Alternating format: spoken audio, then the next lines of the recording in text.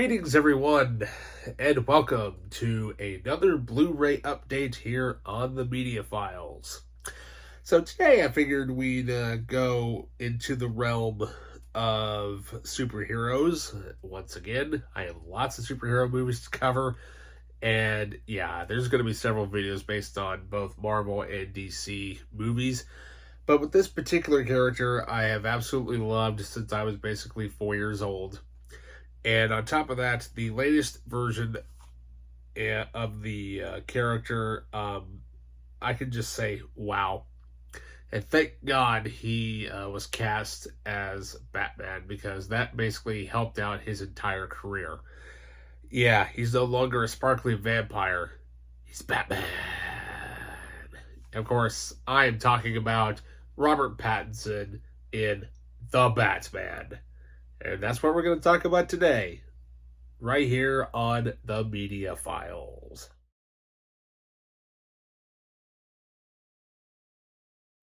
Welcome back.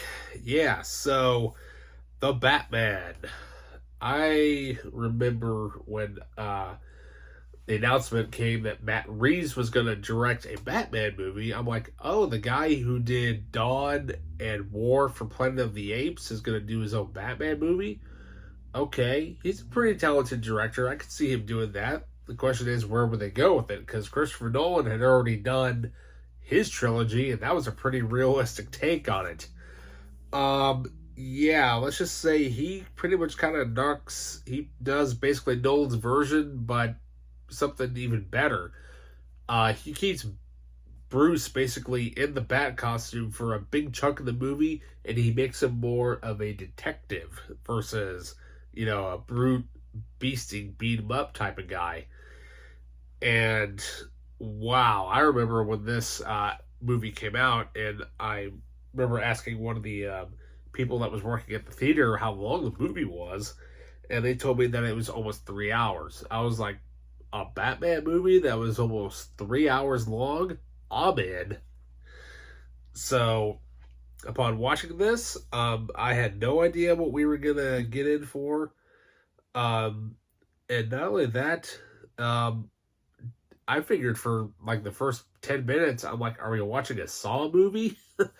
Or are we watching, a Zodiac movie? What are we watching here?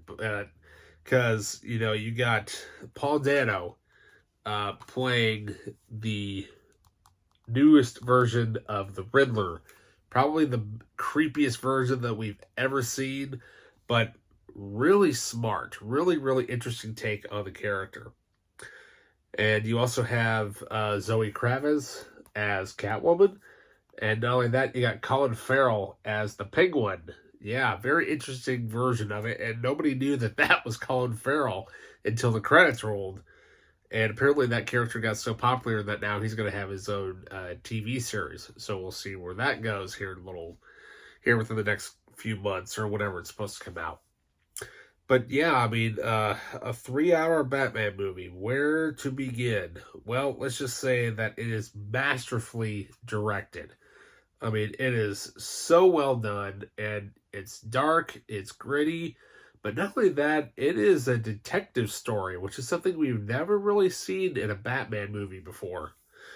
I mean, you get not only that, and then you have, Robert Pattinson, as Batman, but, you also got Andy Serkis, who portrays Alfred, and he kind of they use more of like his military version of when Alfred was in like this in the British intelligence, and so that kind of helps Bruce out a little bit. But I mean, this movie has such a great cast in it. I mean, such a great cast. You got your slipcover, artwork's the same, and then what's cool about it is that it comes with your your digital copy code, but it'll work. So. Then it came with this cool little evidence preview thing where it looks like a little slip card, but it's kind of hard to tell. But you look at it and there's the Batmobile, which is actually pretty cool because it's more of like a muscle car. It's kind of, I don't know. in my opinion, it's kind of like a hybrid between the muscle car version of his first setting as a Batmobile. It's like taking Dominic Toretto's Charger, but making it like a hybrid of not his Dodge Charger and of the animated series Batmobile, if you kind of look at it kind of carefully. But you get the movie. They're on Blu-ray with a red disc, which is awesome. Red is the main theme color on the promotional stuff, by the way. You got the extra features there, and of course you have it on DVD. I'm surprised that they actually managed to fit the whole thing on DVD. I figured it'd be on 2 discs. But not only that, though, you get 2 hours of special features. You get Vengeance in the Making, a making-of documentary featuring the cast and crew. Very, very interesting of how they were able to shoot the film, especially when the pandemic hit. Because this thing was hit by the pandemic left and right, and we didn't think we were ever going to get it until finally it came out it came out last year, finally, and people flocked to theaters and they saw it.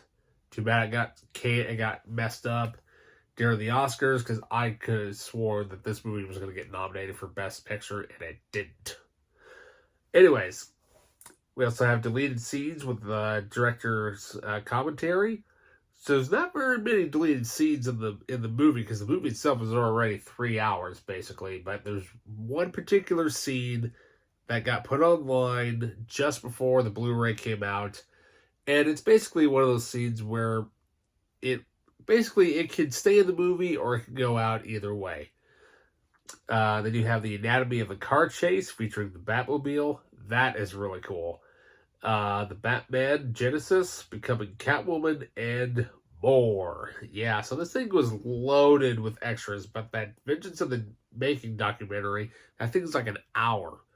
It's an hour-long documentary, and it's just what they were able to do and how they were able to shoot a lot of the film without really having to go anywhere. They used what The Mandalorian uses. They use a lot of those digital, like what they call the volume, which is basically all these screens connected together to make one giant background picture. And it's flawless in this movie. I mean, just absolutely flawless of how they were able to do this. And, I can't wait for the sequel. I cannot wait for it, like many other Bat fans out there. I mean, everybody thought that this movie was going to tank because they figured, oh, well, Robert Pattinson is Mr. Glitty. He's Mr. Glitter Vampire from the Twilight movies. Thank God he got past those movies, because I don't know if I'll ever review those. I may if I'm forced to, but what can I say? Robert Pattinson, he's gone on to do other great movies, such as The Rover, and also The Lighthouse. If you have not seen that, check him out in that movie. So, yeah, I mean, all I know is that in 2025, we will finally get The Batman Part 2.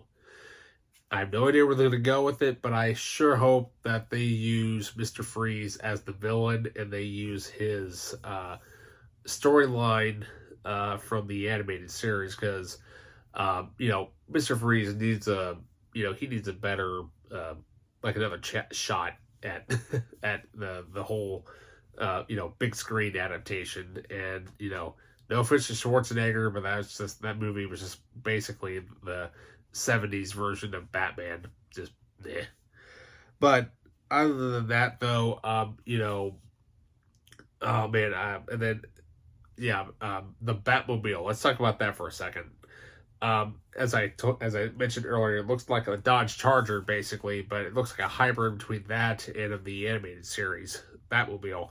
When you first hear that engine crank into gear, and that little high-pitched sound that engine makes, I remember being in the theater, and I'm like, is this thing getting louder? Like, are they increasing the volume on purpose? No. That is the sound effect that they used in the movie, and you're like, is he going to get to him? Yep. And sure enough, that chase sequence, everybody was going stir crazy over it. Oh, yeah.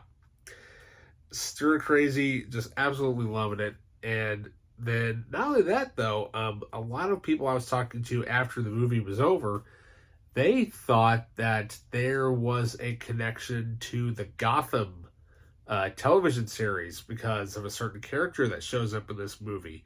Because he kind of has a very similar vibe to that version of that character in the Gotham series, which I'm not quite sure if that is or not. I really haven't watched all of Gotham, really.